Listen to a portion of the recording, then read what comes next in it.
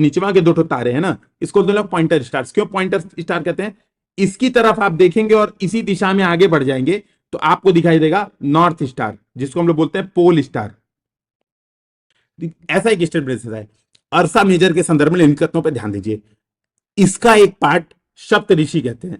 देखो पहला स्टेटमेंट है, इसके एक भाग को सप्तऋषि कहते हैं। चलो यहीं पे आप लोग इसको आंसर दो, सप्तऋषि कहते हैं। क्विज भी हम लोग साथ साथ में कराते रहेंगे, ठीक है। अर्सा मेजर के संदर्भ में निम्नलिखित तथ्यों पर ध्यान दीजिए। अभी आपको बताया अर्सा मेजर, ठीक है। दूसरा है ध्रुव तारा भी इसी का एक भाग है। ध्रुव तारा यानी पोल स्टार इसी का एक भाग है, ठीक है। उर्सा मेजर पार्ट है सप्तऋषि तारामंडल, ठीक है, ठीक है। तो सप्तऋषि जो है वो क्या है? अर्सा मेजर का पार्ट है, बिल्कुल सही है ना। यहां पे देखो लिखा हुआ है। इसी प्रकार का एक नक्षत्र मंडल है, ठीक है, जो कि नक्षत्र मंडल अर्सा मेजर का पार्ट है। यहां पे देखो क्लियर बताया हुआ है ना। क्या लिखा हुआ है? अर्सा मेजर और Big Bear is one such constellation.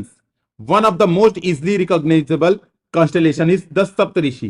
It is a group of 7 stars that form a part of Ursa Major constellation. तो जो सप्तऋषि है वो किसका पार्ट है? वो अर्सा मेजर का पार्ट है भाई। सिंपल सी बात है, सप्तऋषि किसका पार्ट है? अर्सा मेजर का पार्ट है।